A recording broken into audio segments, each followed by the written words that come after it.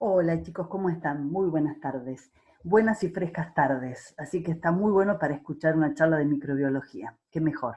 Bueno, en muchas oportunidades a lo largo de la materia hemos hablado de que hay enzimas que son constitutivas y otras que no, que son sintetizadas siempre y cuando se den ciertas condiciones que llamamos ambientales, es decir, del lugar donde la bacteria está creciendo. Y esto es bastante lógico, ¿no? Si uno lo piensa desde el punto de vista de la economía celular. ¿Para qué sintetizar ciertas enzimas? Es decir, gastar energía y tiempo y esfuerzo metabólico si el sustrato específico no está presente. Entonces, un poco de eso es lo que vamos a hablar hoy. Es decir, cómo ocurren estos eventos a nivel molecular. Las bacterias tienen dos maneras fundamentales de regulación. Una de ellas que regula la actividad de una enzima que ya existe. Es decir, es post-traduccional, porque la enzima existe. Y la otra, que en realidad involucra varios tipos distintos de regulación, pero todos ellos están relacionados con la transcripción. Es decir, que se produzca o no la transcripción de la información genética. Por eso se habla de regulación de la transcripción.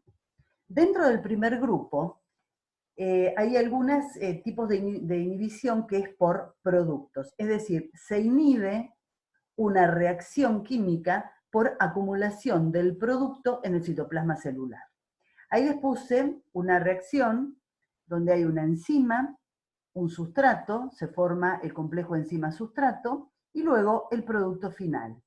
Si este producto final comienza a acumularse en el citoplasma celular, es decir, no es utilizado rápidamente, cosa que ocurre cuando la bacteria está creciendo activamente, los productos difícilmente se acumulan, es decir, rápidamente se utilizan en alguna otra vía metabólica. Si se empieza a acumular en el citoplasma celular, entonces la reacción se desplaza para el otro lado. Y esa es la manera de que el producto inhiba a esta reacción. Otra forma de inhibición es lo que se llama retroalimentación. Y en este caso está involucrada una vía biosintética completa, es decir, es más largo. Y de nuevo, la acumulación del producto final va a inhibir el primer paso de la vía, aunque se encuentre alejado en términos de pasos metabólicos. Y esto lo puede hacer por un fenómeno de alosterismo. Un ejemplo. Esta es la ruta metabólica de la isoleucina, es decir, la isoleucina sería el producto final de esta ruta. Hay varios pasos involucrados en la misma, pero si el producto final se comienza a acumular notablemente en el citoplasma celular, este mismo producto actúa inhibiendo por retroalimentación la enzima número 1, a pesar de que esté bastante lejos, ¿no? Porque hay muchos pasos entre una y otra. Esto puede ocurrir gracias a que esa enzima, la primera, es una enzima alostérica. Es decir, una enzima que tiene un sitio de unión con el sustrato específico y otro con el inhibidor alostérico, o también llamado a veces efector alostérico. Y es lo que está ocurriendo en este caso.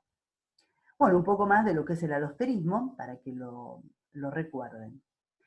Y vamos a ver ahora el otro grupo de fenómenos que pueden ocurrir para llegar a regular algún gen. Pero acá hacemos un puntito y me gustaría que recordemos lo que es el operón, o lo que es un operón.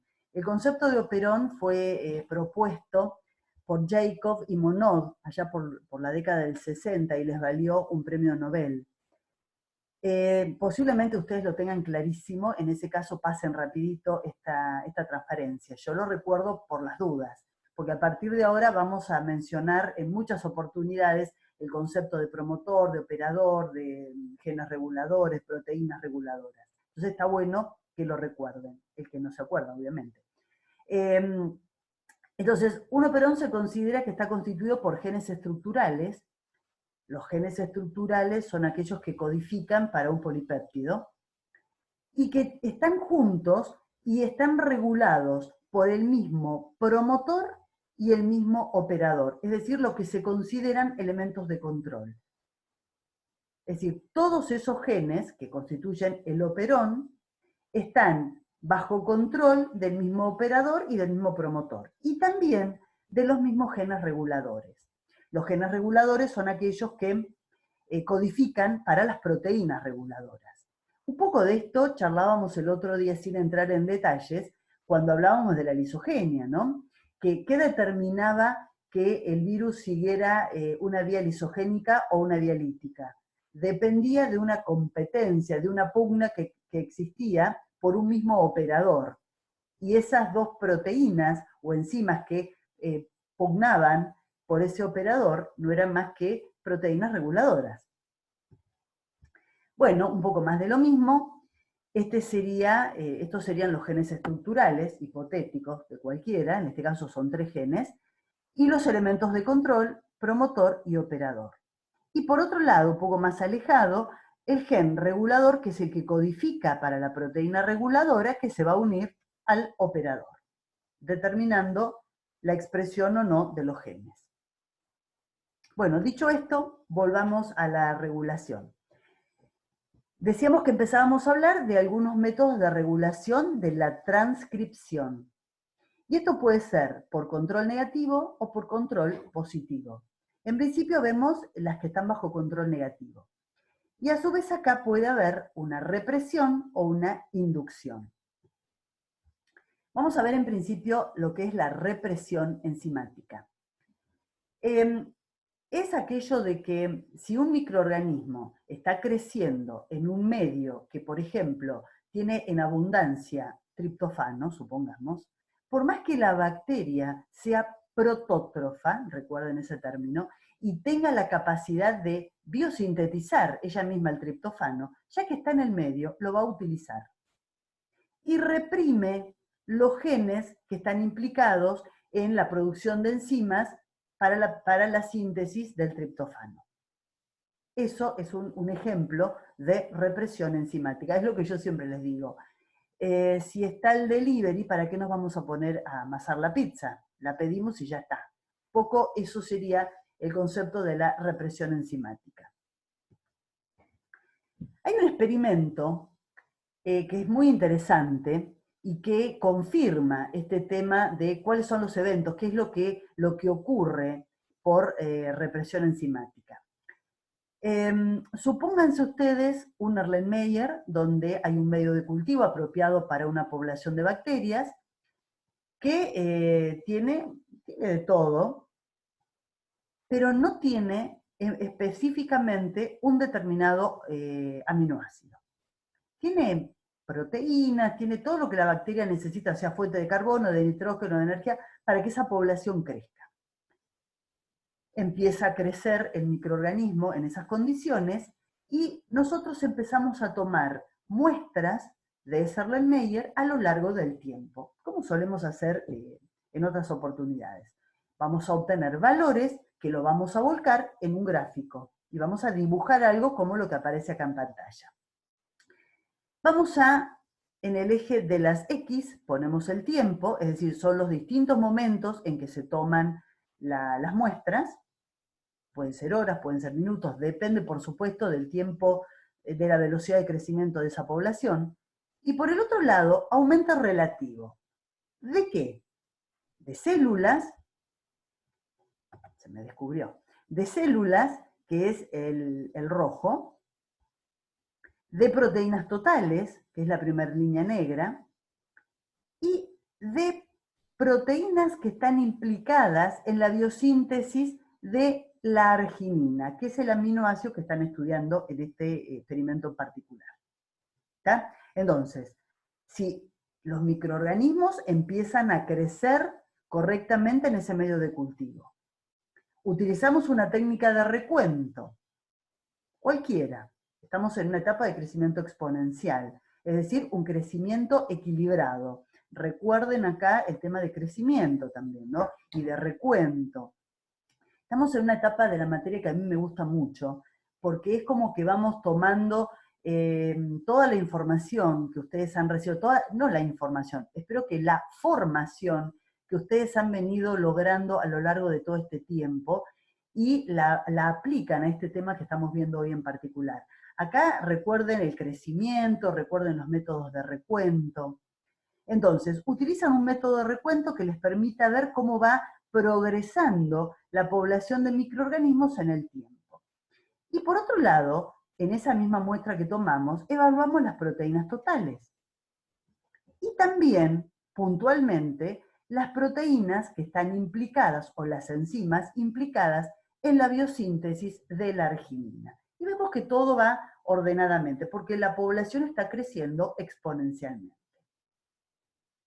En un momento determinado, en este tiempo, se le agrega a ese Erlenmeyer de prueba arginina, teniendo en cuenta todas las condiciones de asepsia, obviamente sin contaminar nuestro Erlenmeyer. Le agregamos arginina al medio de cultivo que ya tenía y vemos qué pasa a partir de ese momento. Se sigue evaluando la población de bacterias que va creciendo, las proteínas totales van creciendo conjuntamente con el crecimiento poblacional, pero ¿qué pasa con las enzimas que estaban relacionadas con la biosíntesis de la arginina? Se estabilizan, dejan de crecer. Es decir, a partir de ese momento, la bacteria dijo, ¿para qué me voy a gastar tiempo y esfuerzo si la tengo servida? Utilizamos un método de transporte y ya está. ¿Sí? Entonces, ahora la pregunta es, bueno, esto genéticamente, ¿qué es lo que ocurre a nivel del genoma bacteriano? Esto es un grafiquito muy simple, pero me parece que muy esclarecedor de los eventos que ocurren, simplificados obviamente, en el genoma de esa bacteria. Este es el DNA, este verdecito, el promotor, el operador y todos los genes que son los genes estructurales que están implicados en la biosíntesis de la arginina, para seguir con el mismo ejemplo. Este es la RNA polimerasa que reconoce a su promotor y en el caso de que no hubiera arginina, vale decir, en esta etapa del crecimiento, donde la bacteria se da cuenta que no hay arginina, entonces la tiene que biosintetizar, pasaría esto. La RNA polimerasa se une a su promotor y arranca la transcripción de los genes estructurales y la bacteria sintetiza su propia arginina. Es la primera parte de la curva del experimento que veíamos antes. Esta es la molécula represora. Estamos hablando de modos de control de la expresión génica bajo control negativo. Siempre hay implicada una molécula represora, que no está unida al operador, por lo tanto, la polimerasa pudo transcribir sin problemas. ¿Qué pasa a partir de este momento, donde aparece arginina en el medio de cultivo? A partir de este tiempo, aparece arginina a disposición de la bacteria en el medio de cultivo. ¿Qué es lo que ocurre? La arginina actúa como correpresora, como molécula correpresora. Se une a esta proteína, este represor, que es una proteína alostérica, cambia la conformación y se une al operador. En este caso, la proteína represora no se podía unir al represor. Acá sí, hubo un cambio conformacional debido a la presencia del correpresor. El correpresor no es más ni menos que el aminoácido en cuestión. Se une al operador y por lo tanto la polimerasa reconoce a su promotor, pero no puede transcribir porque esto está bloqueando la transcripción. Esto es lo que está ocurriendo a partir de acá. Es decir, todas las enzimas, esto sería codificado por los genes estructurales, todas las enzimas que están relacionadas con la biosíntesis de la arginina dejan de sintetizarse. Esto es lo que explica esos resultados del cuadro anterior. Vamos al otro caso, la inducción. estamos siempre bajo control negativo. Y acá por ahí algunos alumnos cuando lo charlamos me dicen, pero ¿cómo? Inducción, pero si estamos hablando de un control negativo, ¿cómo es? ¿Represión, inducción? Sí, es una inducción enzimática, pero seguimos estando dentro del grupo de control negativo. Y ahora van a ver por qué se habla de control negativo. Este tipo de regulación genética se da muchas veces con, con los sustratos, con la presencia o no de sustrato. Y de hecho lo hemos charlado también. Por ejemplo, azúcares. ¿Para qué la bacteria va a sintetizar la beta-galactosidasa, la galactosidopermeasa y todos los enzimas que están relacionados con la utilización catabólica de la lactosa si la lactosa no está presente? Es decir, por un tema de economía, como decimos siempre, no va a gastar tiempo y esfuerzo sintetizando enzimas que no le sirven en ese momento del crecimiento. Entonces, eso es lo que se conoce por inducción enzimática, o es un ejemplo de este tipo de regulación. Vamos a un experimento parecido al que decíamos antes.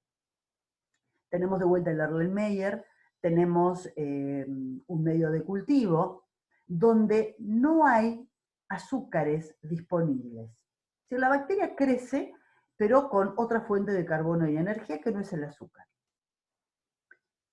Aumenta el número de células, aumenta el número de proteínas totales, y si se evalúa la beta-galactosidasa, se ve que se encuentra en pequeñísimas, en cantidades traza. ¿Para qué la va a sintetizar si, como dijimos, no está la lactosa en el medio de cultivo? ¿Qué pasa si en este tiempo agregamos la lactosa estérilmente a ese medio de cultivo? Al cabo de un ratito, aumenta la cantidad de beta-galactosidasa presente. Es decir, la bacteria rápidamente detectó la presencia del azúcar y decidió empezar a biosintetizar la beta-galactosidasa, la permeasa y todas las enzimas que están relacionadas con la utilización catabólica de la lactosa. ¿Qué es lo que ocurre a nivel genético? Nuevamente, el ácido nucleico de la bacteria, el promotor y el operador. La RNA polimerasa se une al promotor, pero no puede avanzar al principio del experimento. No estamos viendo qué ocurre acá, en este momento del experimento. No puede avanzar porque la molécula represora está ubicada en el operador. Este es el caso del principio de nuestro experimento, donde no está presente la lactosa. Entonces, los genes estructurales no se expresan. ¿Qué pasa a partir del momento en que se agrega, en este momento, la lactosa al medio de cultivo? La lactosa actúa como inductor, se une a la molécula represora, cambia la conformación de ella y ya no reconoce al operador. Por lo tanto, la RNA polimerasa arranca la transcripción y por eso, en este caso, aumenta la concentración de beta-galactosidasa. No se busca en el experimento, pero también aumenta la concentración de la permeasa y de todo lo que necesita la bacteria para utilizar la lactosa. Y acá un poco la explicación de por qué decimos que está bajo control negativo a pesar que es una inducción. Fíjense que hay un represor. En el caso anterior había una molécula represora. Y en este caso también. Por eso se habla de que está bajo control negativo, porque en los dos la molécula reguladora actúa como molécula represora, que puede estar unida o no al operador, pero es una molécula represora. Por eso están dentro de lo que se llama control negativo. Espero que no les queden las dudas en eso, ¿no? Porque charlándolo muchas veces surge, ¿cómo? ¿Una inducción y estamos bajo control negativo? Sí, porque a pesar de que es una inducción, está implicada una molécula represora. Bueno, un poco acá les hago una pequeña síntesis de lo que venimos charlando. En el control negativo actúan moléculas que son los efectores, que pueden ser correpresor o inductor. En los dos casos hablamos de control negativo y en los dos casos hay moléculas o proteínas represoras, tanto en donde la enzima es reprimible como en la enzima inducible. Siempre está el represor. En el caso del control positivo, que es lo que vamos a ver ahora, lo que hay es una proteína activadora. En el control negativo, proteínas represoras. En el control positivo, proteínas activadoras. Y el ejemplo para entender esto es el llamado regulón maltosa, es decir, está presente la maltosa o no está presente la maltosa y qué es lo que ocurre para que se expresen los genes que le permiten a la bacteria utilizar a la maltosa o no. Vamos a ver qué es lo que ocurre a nivel genético. Si el promotor, como en este caso, está bajo control positivo, en ausencia del inductor, que sería este, ni la polimerasa ni la proteína activadora reconocen su sitio específico. Es decir, la RNA polimerasa no reconoce su promotor y no se puede unir a pesar de que es con el sigma apropiado, pero no lo reconoce. Y tampoco la proteína activadora se une a su sitio activador. En el caso, entonces, esto es lo que ocurre en ausencia del inductor, en este ejemplo, la maltosa. Si la maltosa aparece en el medio de cultivo, o mejor dicho, no es que aparezca, si la bacteria está creciendo en un medio de cultivo que tenga maltosa, la maltosa actúa como inductor. El inductor se une alostéricamente a la proteína activadora, cambia su conformación y se une a su sitio en el DNA.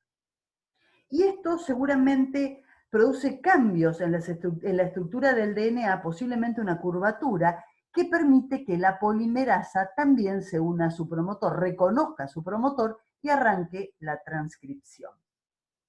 Esto es un caso de control positivo, donde la que está implicada es una proteína activadora.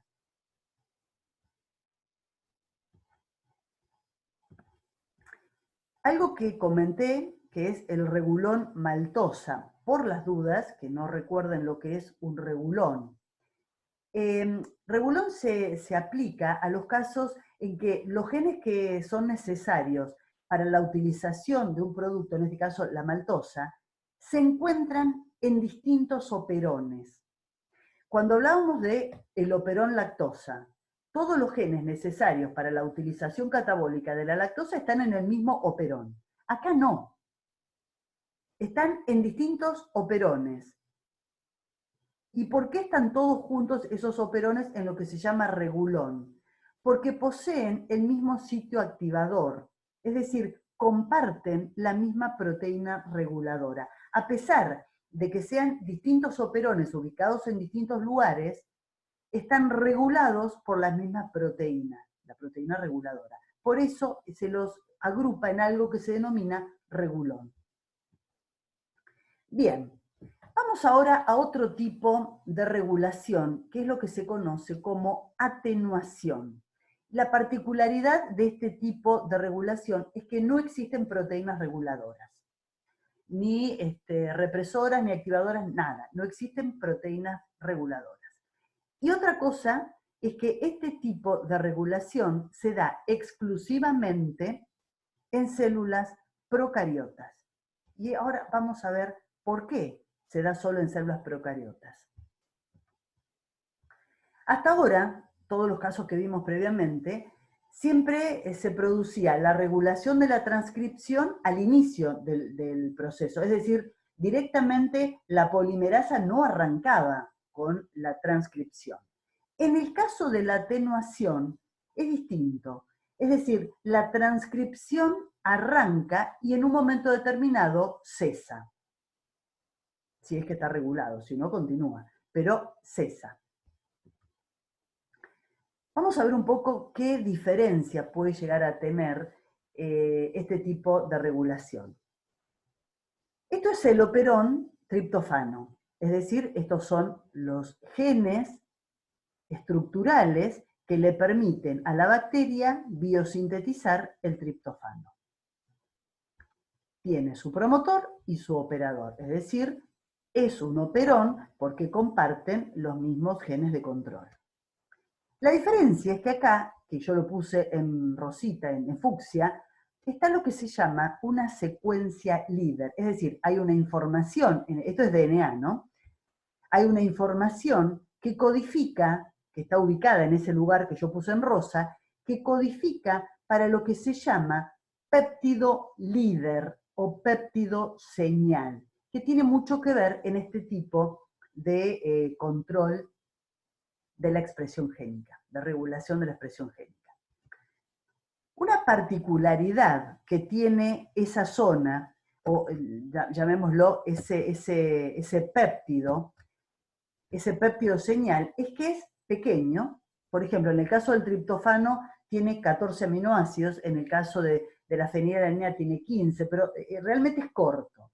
Pero la particularidad es que tiene varios residuos del aminoácido cuya biosíntesis está regulada. Es decir, si es una zona de regulación de la biosíntesis del triptofano, el péptido líder tiene varios residuos triptofano. Si en cambio lo que se está regulando son los genes que codifican para la biosíntesis de la fenilalanina, ese péptido líder tiene varios residuos del aminoácido fenilalanina. Y esto ténganlo en cuenta porque es muy importante para entender de qué se trata este tipo de regulación. Es decir, ese péptido líder que se tiene que sintetizar actúa como un medidor, entre comillas, de la concentración de aminoácido en el pool de aminoácidos celulares. Si hay, volviendo al ejemplo del triptofano, si hay mucho triptofano en el pool de triptofanos, se sintetiza el péptido líder. Si hay poco triptofano, no se sintetiza el péptido líder y termina la transcripción sin transcribir los genes estructurales, porque recuerden en qué lugar se encuentra el péptido líder. Vamos a ver un ejemplo mejor para que se vaya dilucidando este tema. Porque la pregunta seguro que surge es decir, bueno, está todo bárbaro, pero ¿cómo puede ser que la traducción del péptido líder tenga que ver con la regulación de los genes estructurales? Y acá les voy a responder la pregunta que les planteé hace un momento. Yo les dije, este tipo de regulación es exclusiva de células procariotas. No podría darse nunca en una célula eucariota. ¿Por qué? Porque si ustedes recuerdan, en una célula eucariota, la transcripción se produce en el núcleo de la célula. Entonces, una vez que el RNA mensajero está completo, sale del núcleo y va a los ribosomas que están en el citoplasma. Y ahí se traduce. ¿Ok? En este caso, que nos ocupa, es decir, en el caso de las bacterias, no hay una diferenciación entre núcleo y citoplasma, está todo junto. Entonces, por eso se puede dar este tipo de regulación. Porque fíjense, antes de ir al detalle puntual, ¿qué es lo que les estoy diciendo? Esto en verdecito, de vuelta, es el DNA. Esta azul es la RNA polimerasa que está avanzando y transcribe esto en naranjita, que es el RNA mensajero. Lo marrón es el ribosoma. A ver, empecemos acá. Antes de que ocurra eso, ¿no? La polimerasa, la RNA polimerasa, reconoce su promotor, supongamos que esté por acá, y arranca la transcripción. Va avanzando y se va produciendo el mensajero, el RNA mensajero. Y fíjense ustedes que la transcripción todavía no terminó, porque la polimerasa tiene que seguir avanzando y seguir, y seguir traduciendo los genes estructurales. Todavía eso no lo hizo. Y ya la primera parte del mensajero está a nivel de los ribosomas y se está traduciendo en polipéptidos. Es decir, que la transcripción y la traducción se producen casi simultáneamente, cosa que jamás ocurriría en una célula eucariota. Insisto, en la célula eucariota tiene que terminar la transcripción para que el mensajero listo, completito, salga del núcleo y vaya al citoplasma. Acá no. La transcripción todavía no terminó y ya el RNA mensajero se está traduciendo a nivel del ribosoma. Entonces, eso es la respuesta a mi pregunta. ¿Por qué se da exclusivamente en bacterias? Por esto que les estoy contando. Bueno, volvamos a la otra pregunta. Es decir, ¿qué tiene que ver el péptido líder en todo esto? Vamos a considerar la situación en que haya exceso de triptofano. Es decir, hay mucho triptofano en el pool de aminoácidos celulares. Entonces, arranca la transcripción y se empieza a movilizar el mensajero y va al ribosoma. Si se fijan en el mensajero, hay marcadas con números zonas. La zona 1, que es la zona donde se produce o donde está la información para el péptido líder. Esto codifica para el péptido líder. La zona 2 y la zona 3, que son homólogas, o sea, hay porciones de homología entre ellas, y la zona 3 y la zona 4, que también son homólogas. Es decir, cualquiera de ellas podría emparejarse espontáneamente, ya sea la 2 con la 3 o la 3 con la 4. En este caso, ustedes ven que están emparejadas la 3 con la 4. ¿Por qué no se emparejó el 3 con el 2? En este caso, yo les decía, estamos en exceso de triptofano. Es decir, cuando empieza la traducción de la información que lleva el mensajero a nivel de los ribosomas, lo primero que encuentra es la información para el péptido líder. Yo les decía, ese péptido lleva la información, o ese péptido, mejor dicho, no el péptido, el que lleva la información es el mensajero, pero ese péptido es rico en triptofano. Es decir, se necesitan muchos triptofanos para poder traducir ese péptido líder. Y en este caso, a la célula le resulta sencillo encontrarlo. Es decir, el RNA de transferencia rápidamente encuentra el triptofano y lo deja a disposición, porque hay una gran cantidad de triptofano en el pool de la célula. Entonces, rápidamente se va sintetizando el péptido líder y por lo tanto, para cuando se transcribió la sección 3, el 2 no se pudo emparejar con el 2 porque no estaba disponible, porque ya estaba como cubierto por el ribosoma. Entonces, lo que se produce es el emparejamiento de 3 con 4 y se forma una horquilla. Acá no se ve, pero acá hay una colita de poli-U, o sea, hay muchos uracilos juntos. Horquilla con cola de poli-U es considerado o es entendido como fin de la transcripción. Entonces la polimerasa se libera y se termina la transcripción.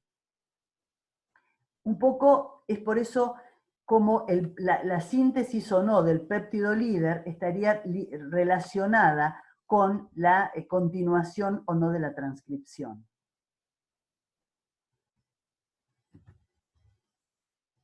Es un poco lo que les decía, ¿no? ¿Qué pasa en el caso contrario? Es decir, donde el triptofano es limitante. Pasa lo mismo al principio.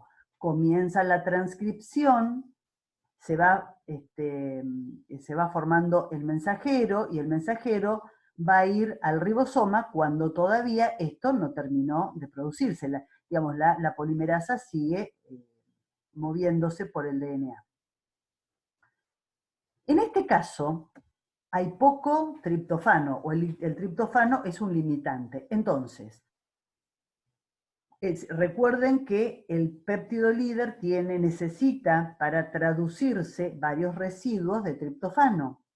La bacteria no los encuentra, o mejor dicho, por decirlo de algún modo que sea claro, el RNA de transferencia busca el triptofano para dejarlo a disposición y no lo encuentra fácilmente. Entonces, es como que la traducción se retrasa. Digamos, esto no pasa tan rápidamente como antes. Y la sección, la parte 2 del mensajero, queda libre cuando la 3 ya ha sido sintetizada y por lo tanto se emparejan. Se forma también un bucle, pero un bucle que no está seguido por una colita poli-U, por lo tanto no es una secuencia de terminación y la transcripción continúa transcribiendo los genes estructurales, que recuerden eran los que codificaban para las enzimas relacionadas con la biosíntesis del triptofano. La mayor parte de los operones que codifican para la biosíntesis de los aminoácidos utilizan sistemas de regulación muy parecidos a este que acabamos de ver. Digamos, es otra forma de regulación que no tiene ningún tipo de proteína reguladora que esté implicada. Bien, vamos a hablar ahora de otro tipo de control, que es lo que se llama control global. Es decir, hay muchos casos en los cuales, para que el microorganismo pueda adaptarse a las condiciones ambientales cambiantes, están implicados muchos genes, no como en este caso una cantidad limitada, sino, por ejemplo, cuando Escherichia coli crece en limitante de fosfatos, o sea, hay poco fosfato en el lugar donde ella crece, se necesitan expresar 80 genes distintos, porque se necesita un repertorio de proteínas nuevas enorme para que pueda seguir viviendo. Entonces, a eso se refiere el control global. Dentro del control global hay un tipo de represión, que es lo que se conoce como represión por catabolito. Es decir, la presencia de un catabolito preferencial, por ejemplo, glucosa, provoca la represión de la expresión de todos los genes que codifican para las enzimas catabólicas de otros sustratos. A ver si esto se entiende.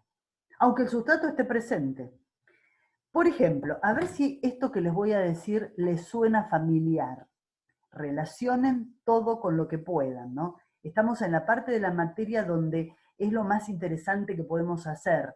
Ver que todo lo que vimos hasta el momento sirve para entender estos temas y que todo tiene que ver con todo. En presencia de un catabolito preferencial, por ejemplo la glucosa, recuerden que, ¿por qué será preferencial la glucosa? Y bueno, porque es un monosacárido, porque es más fácil de metabolizar, y por otro lado, porque las enzimas implicadas en el metabolismo de la glucosa son constitutivas. Entonces, en presencia de la glucosa, la bacteria va a reprimir todos los genes que estén relacionados con la biosíntesis de enzimas que le permitan a la bacteria utilizar otros azúcares distintos, por más que los azúcares estén presentes. Es decir, si ustedes tienen una bacteria creciendo en presencia de glucosa, lactosa, sacarosa, y ahí me están diciendo, piensen si esto no les resulta muy familiar, la bacteria siempre va a arrancar con la glucosa y reprime todos los genes que codifican para las enzimas que le permiten utilizar los otros azúcares. Esto es represión por catabolito. No se asusten con esto que se dilucida fácilmente. De vuelta, un experimento en el cual se pone en evidencia qué es lo que pasa con una población microbiana que tiene a disposición dos azúcares distintos. Acá, piensen de nuevo lo que decíamos recién, un experimento donde tenemos un Erlenmeyer con un medio de cultivo apropiado, nada más que en este caso ya de entrada le ponemos glucosa y lactosa para que quede a disposición de la población. Tomamos muestras en el tiempo fíjense, en el tiempo, en horas, y luego vemos lo que ocurre con el número de células, evaluamos el número de células, y acá también es un gráfico con doble entrada, la concentración de los distintos sustratos que pusimos. ¿Qué pasa con ellos? ¿Está? O sea, tenemos modo, que ustedes ya saben cómo, de evaluar cómo crece la población en el tiempo, y algún método, que no viene al caso, que tenemos de evaluar la cantidad de glucosa y de lactosa en ese mismo momento. Bien, todos esos valores los volcamos a un gráfico, que sería este, y ahora vamos a analizar qué es lo que nos está mostrando el gráfico. Vamos a ver por partes. Por ejemplo, veamos la línea roja, que es la que muestra cómo evoluciona la población bacteriana que está sembrada. Un momento de adaptación al medio de cultivo y empieza a crecer exponencialmente. Simultáneamente, dijimos, estamos evaluando qué pasa con la concentración de glucosa y de lactosa en ese medio de cultivo. Y vemos que a la lactosa ni la toca. La concentración de la lactosa permanece constante, por lo menos al principio. En cambio, la de glucosa va declinando notablemente conforme crece el número de células. Claramente, la población bacteriana está utilizando a la glucosa. Por eso la glucosa declina. ¿Qué pasa cuando la glucosa ha caído a niveles muy bajos, donde le complica a la célula ingresarla al interior de la célula? ¿Qué pasa acá? Ustedes ven que hay como un cese de crecimiento exponencial. Es como una etapa donde el crecimiento bacteriano se detiene. Es como un plató, que también podríamos recordar la curva de crecimiento, como que la bacteria o la población deja de crecer exponencialmente por un tiempo, y luego arranca de vuelta el crecimiento exponencial, conforme disminuye la concentración de lactosa. Entonces, ¿qué es lo que se ve en esto? La población de bacterias crecía a expensas de la glucosa, por eso el sustrato de la glucosa comienza a declinar hasta lugares donde ya se le hace difícil la obtención del nutriente. Entonces, deja de crecer durante un momento, se adecua a esas condiciones cambiantes y arranca de vuelta el crecimiento. En este gráfico no se nota, no lo hice yo el gráfico pero si ustedes vieran la pendiente de la curva cuando crece con lactosa y la compararan con la pendiente de la curva cuando crece con lactosa, van a ver que acá parecen iguales, pero la de la glucosa debería ser más empinada. ¿Por qué? ¿Qué es lo que puede establecerse a partir de la pendiente de la curva? ¿Qué datos sobre el crecimiento de la población? El G, ¿se acuerdan? El tiempo de generación, es decir, lo inverso es la velocidad de crecimiento. Crecen más rápidamente cuando lo hacen a expensas de la lactosa, por lo tanto la pendiente es más empinada que cuando lo hacen a expensas de la lactosa. Bueno, eso es un dato al margen. Y miren ese crecimiento tan típico, de vuelta miren la línea roja, este crecimiento como de escalonado, eso se llama crecimiento diauxico. Y mi pregunta de vuelta, ¿a qué los hace acordar? ¿Dónde les parece a ustedes que ustedes pueden evaluar este tipo de crecimiento? En algo sobre lo cual ya hablaron. Piensen en pruebas bioquímicas. ¿No estaremos hablando o explicando lo que ocurre en el TCI? Si esto no fuera así, estuviera perfectamente demostrado de que hay represión catabólica, el TCI no tendría razón de ser. ¿No les parece? Los dejo pensando en eso.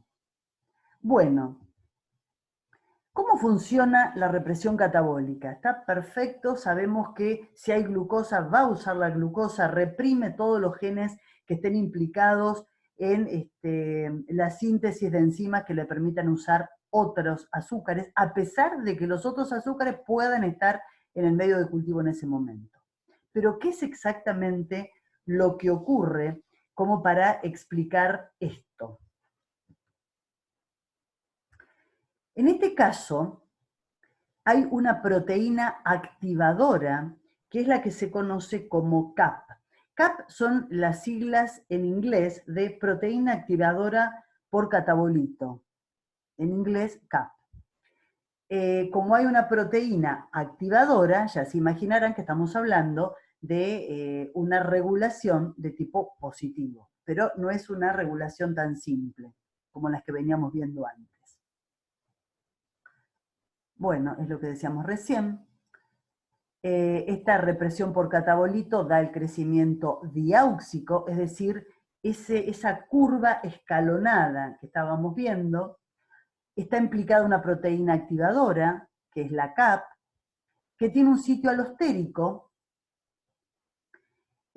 para un efector para que se realice o no la transcripción. Y el efector en este caso es el AMP cíclico. Vamos al gráfico para que sea un poco más fácil de entender todo esto. El ácido nucleico en verdecito de vuelta. Acá lo que se puede ver es que la concentración de la glucosa en el medio controla la cantidad de AMP cíclico. ¿Se acuerdan que el AMP es una molécula derivada del ATP y que en este caso estaría actuando como una alarma celular? Es decir, cuando la glucosa no está disponible, en este primer caso, que dice en ausencia de glucosa, se acumula el AMP cíclico en el citoplasma celular. El AMP cíclico se une a esta proteína alostérica, que es la CAP. La RNA polimerasa reconoce su promotor y se produce la transcripción de los genes que están relacionados con el metabolismo catabólico de algún otro azúcar. Ahora, en presencia de glucosa, disminuye notablemente la concentración del AMP cíclico. Por lo tanto, la CAP no se modifica, por lo tanto, la RNA polimerasa desconoce su promotor y no se puede unir para arrancar con la transcripción. Es decir, la proteína CAP inactiva es incapaz de estimular la transcripción de los genes estructurales.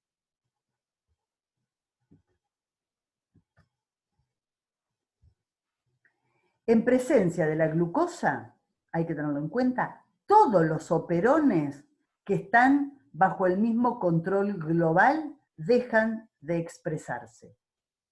O sea, se regulan todos. Por eso está dentro de lo que se llama control global. Es decir, es un sistema de regulación positivo, pero mucho más complejo de lo que veíamos anteriormente. Entonces, también lo que tendríamos que pensar es que la expresión del operón LAC no solamente depende de la presencia o no de la lactosa, de una forma simple, sino también que tiene mucho que ver con la presencia o no de la glucosa. Bien, continuemos ahora con el tema de transducción de señales, que me parece que también en alguna oportunidad lo hemos mencionado. Sobre todo porque a la bacteria le permite, todo esto le permite a la bacteria adaptarse rápidamente a las condiciones ambientales que cambian permanentemente. Algunos sistemas reguladores que tienen las células son sistemas de dos componentes, es decir, constituidos por una proteína que se denomina sensora, que actúa como una quinasa y está a nivel de la membrana, y una proteína reguladora de la respuesta que es citoplasmática. Este sería un ejemplo. Esto celestito acá es la membrana citoplasmática y estas son las proteínas sensoras que tienen actividad quinasa. Esta es la señal ambiental, cual fuera, no importa cuál es en particular. Entonces, cuando la proteína sensora capta esa señal ambiental, por supuesto que hay distintas proteínas, distintas sensores que captan distintas señales ambientales. Hay innumerables señales ambientales que puedan ser captadas por ellas. Entonces, al tomar esa señal ambiental, se fosforila. Y luego ese fosfato es transferido al segundo componente, que es la proteína reguladora de la respuesta, que así fosforilada se une al DNA. Este es el DNA. En este caso, al ubicarse en ese lugar, está actuando como un represor. Es decir, al ubicarse en este lugar, claramente la polimerasa no puede avanzar y por lo tanto estos genes no se van a transcribir. Bueno, luego hay una proteína fosfatasa que recicla al regulador de la respuesta para que quede disponible para una nueva secuencia de eventos. Esto sería una simplificación de cómo es un sistema de dos componentes. Hay algunas bacterias que pueden tener hasta 200 sistemas de dos componentes. Claramente los factores ambientales pueden ser más que estos. Lo que pasa es que a veces una misma proteína reconoce no un único, sino distintas moléculas que puedan estar relacionadas entre sí. Y esto es lo que le permite esa gran adaptabilidad que tienen las bacterias, que sin duda es el secreto del éxito que tienen en el mundo, ¿no? Y por eso están en todas partes. Bueno, y para ir terminando, un modo de regulación también, que a mi modo de ver es fantástica, realmente. Y el conocimiento de esta abre toda una serie de posibilidades, desde tratamientos, nuevos tratamientos y demás, que espero que saber transmitir lo importante que me parece que es esto. Esto es una forma de regulación de la expresión génica también, pero que tiene que ver con la densidad poblacional. Esa D está de más. Densidad poblacional, no densidad depoblacional, no me di cuenta, mira, ahora que lo veo.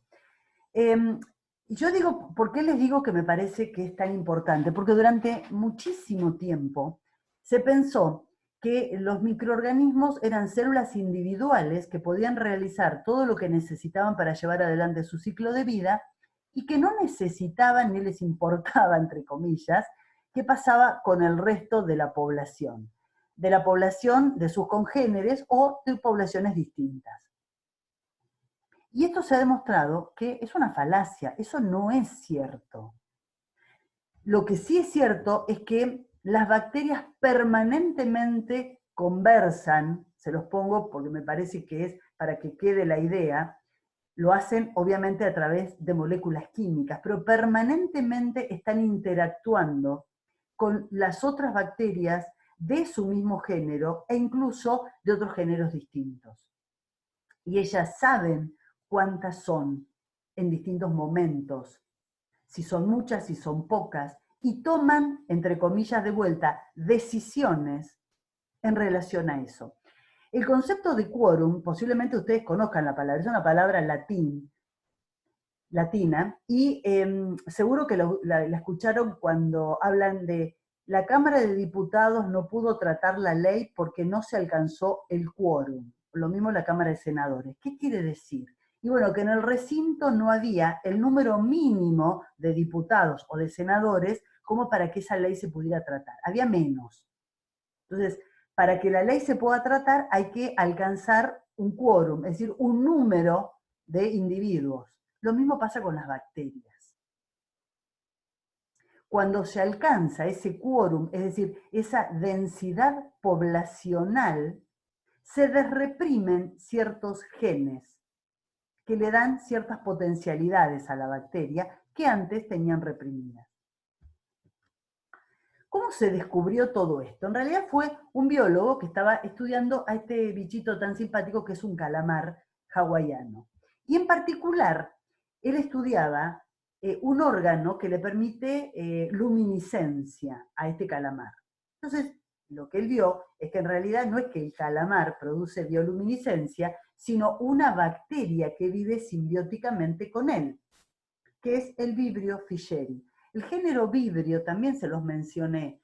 Dentro de los vibrios está el Vibrio cólera, que es el que produce el cólera. Cuando hablábamos de enfermedades transmitidas por el agua, lo mencionamos. Bueno, este es del mismo género. Son bacterias gram negativas. Y en realidad el que produce la luminiscencia es el Vibrio. Acá esta foto está fantástica, es una placa de Petri vista en la oscuridad con una población de este Vibrio, y se ve la luminiscencia.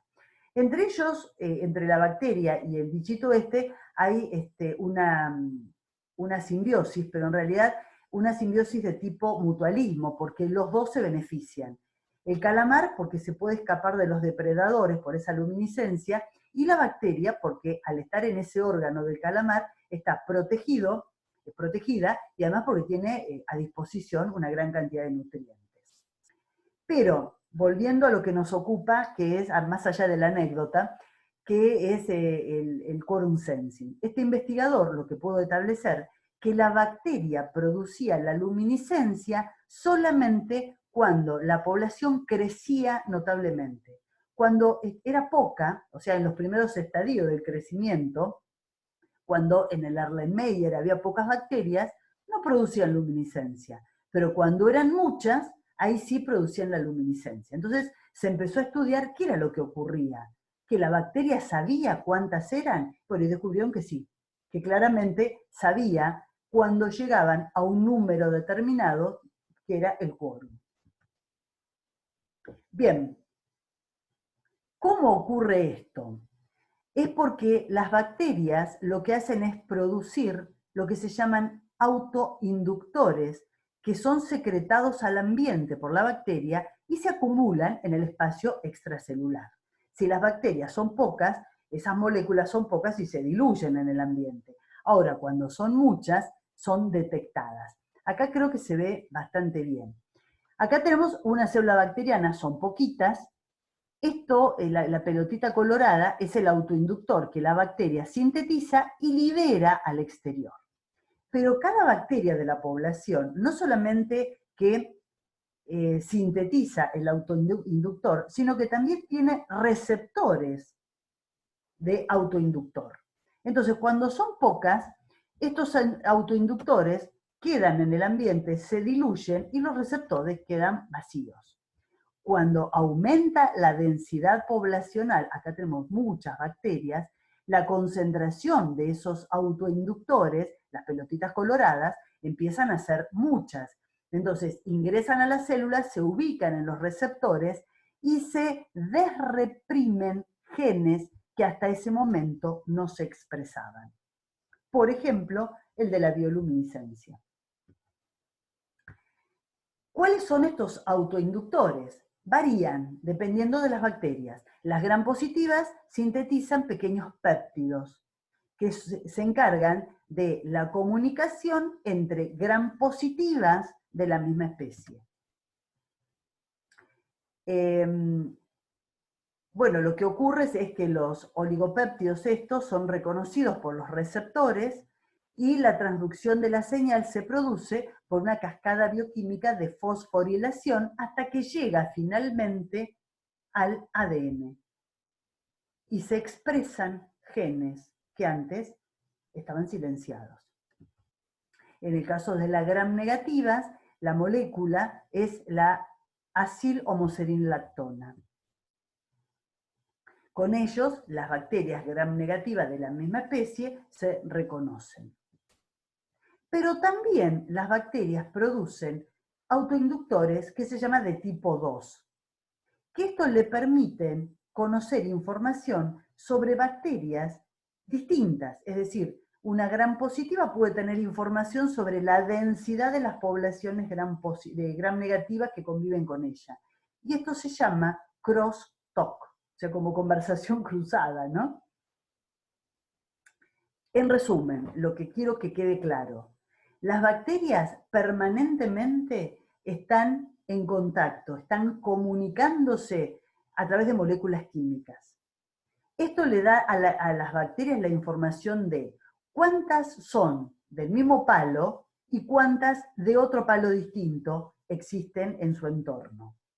Y toman decisiones, entiéndase, desreprimen genes en consecuencia. Acá hay un caso que yo se los comento porque me parece realmente muy interesante, muy interesante. Un estudio que se hizo sobre pacientes con fibrosis quística.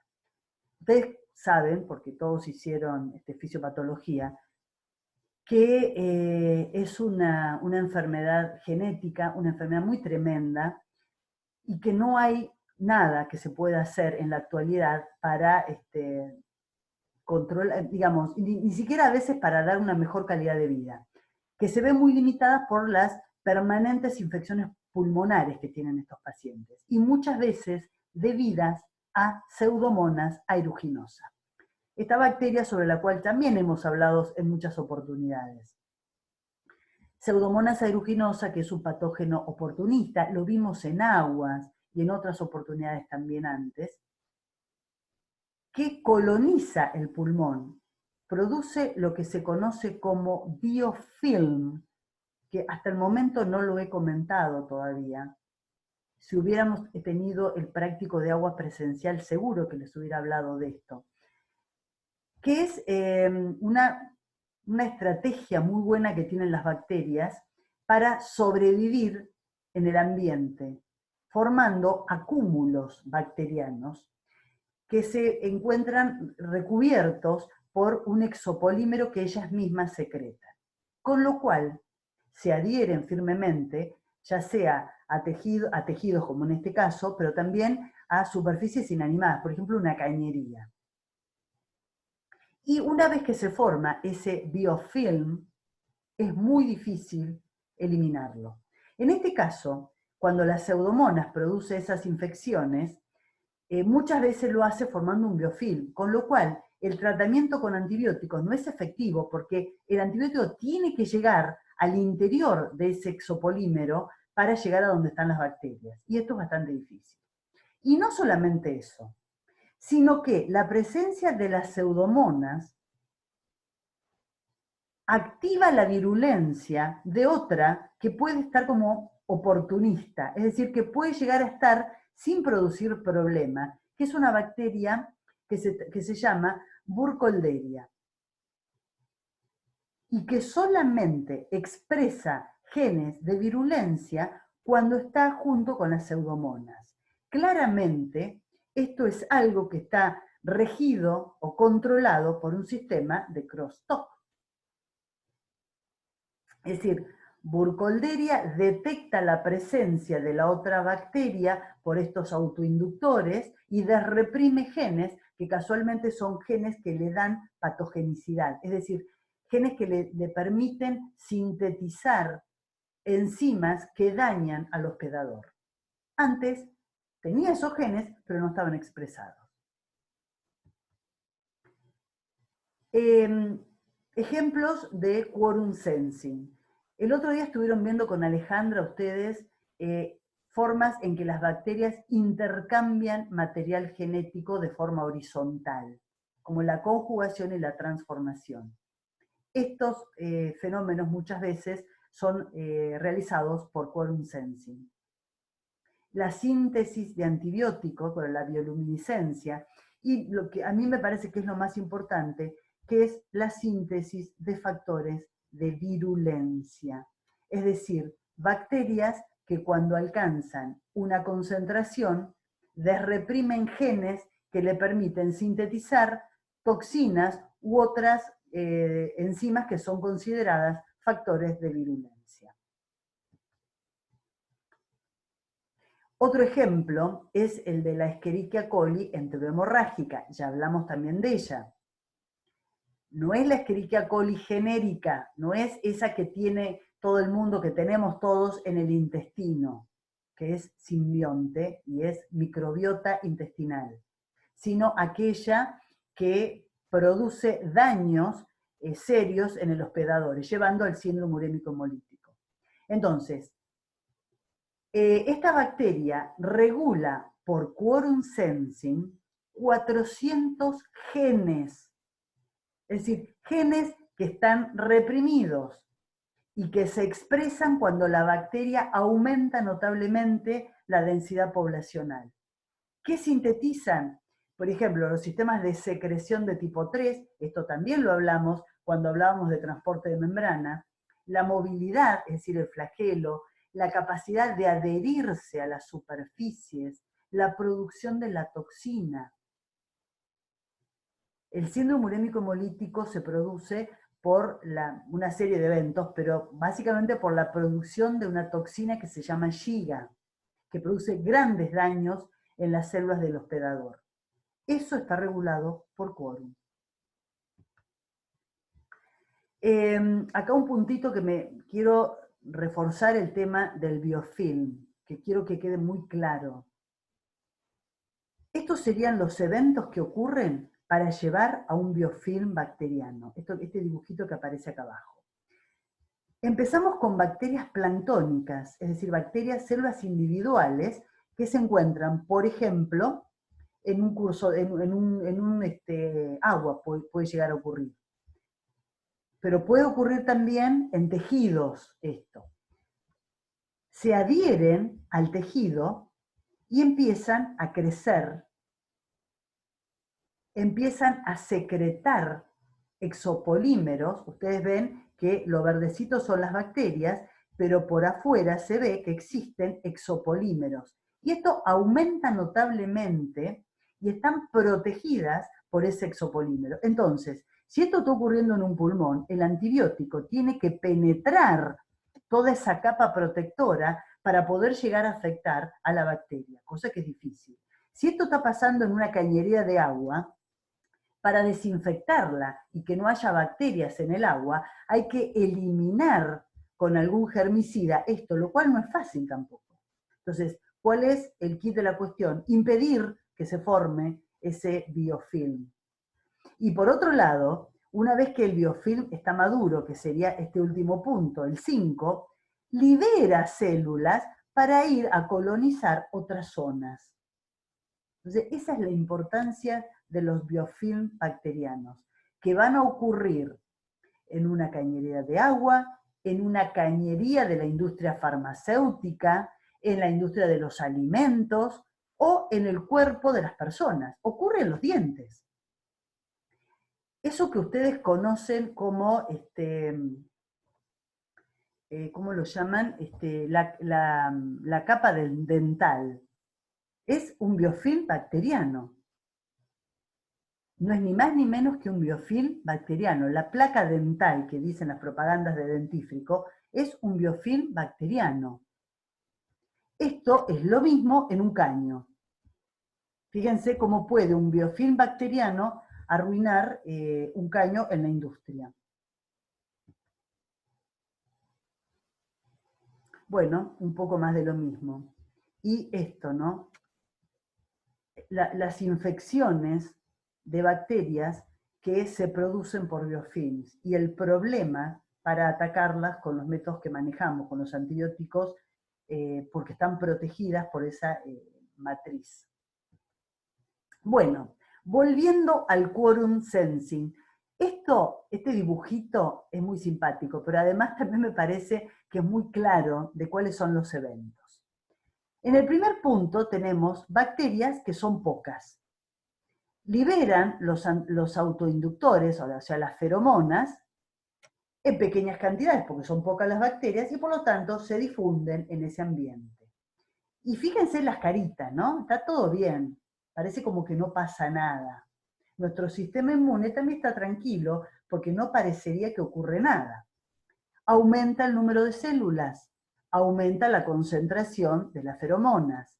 Entonces empiezan los receptores a recibir esa información.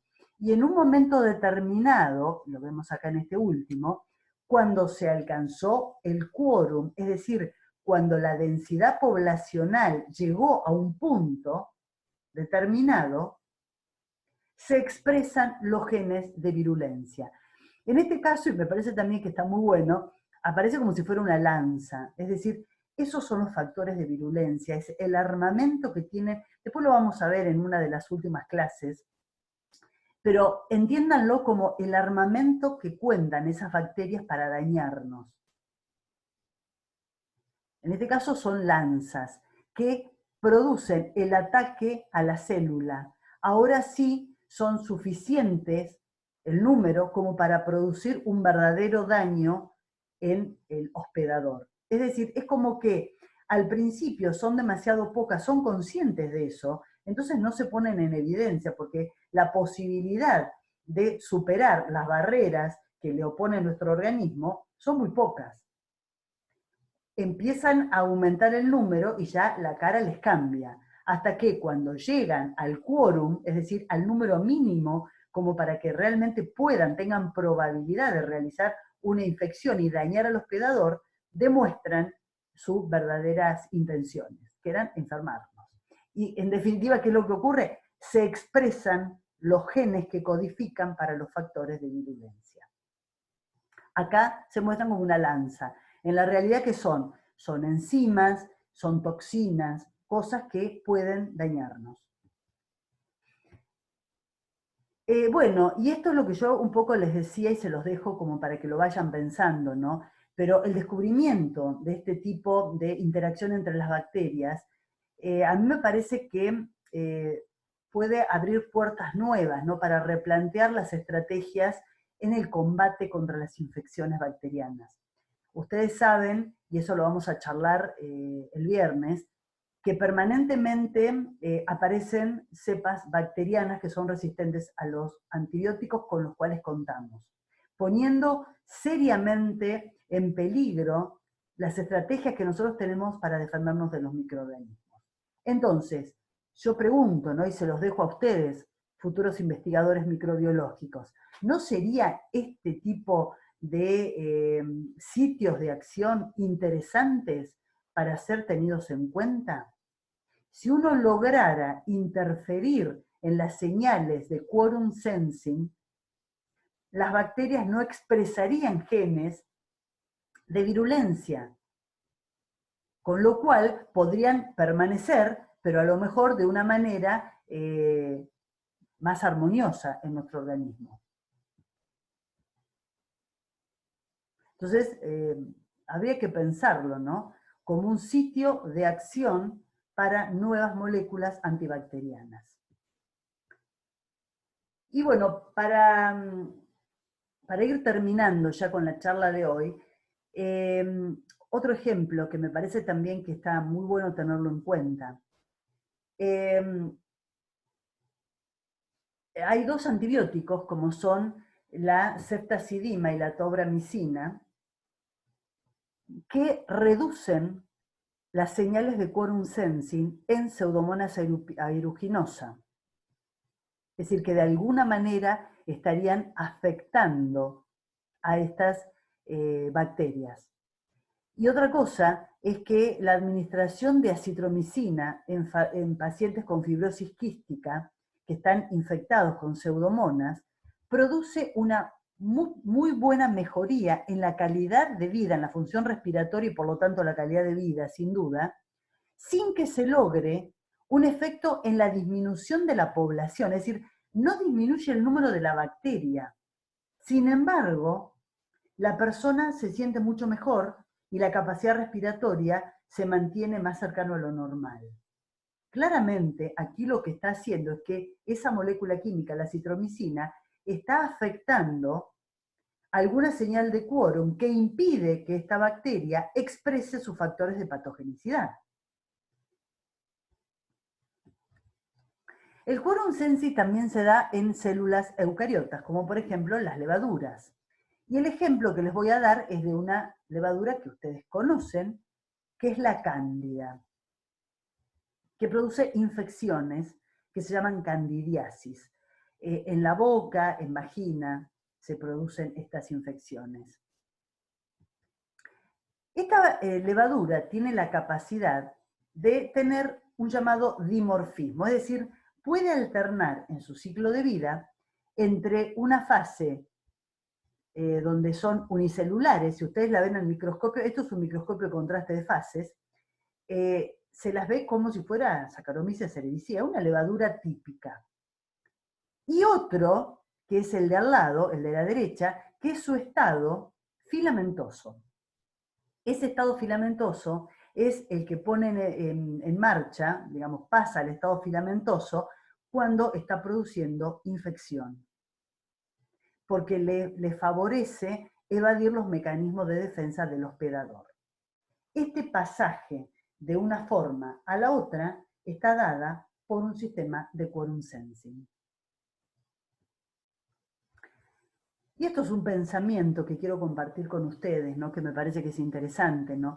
Pero parecería que las bacterias crearon las reglas para el funcionamiento del organismo multicelular. Y es cierto. Es decir, al tener estos sistemas de interacción, de intercambio entre ellas, de conversaciones entre ellas, estarían actuando ya no como individuos aislados, sino como un organismo multicelular, ¿no? Bueno, chicos, los dejo. Seguimos, si Dios quiere, el viernes y vamos a hablar de otro tema que es súper interesante, que es antibióticos. Nos vemos.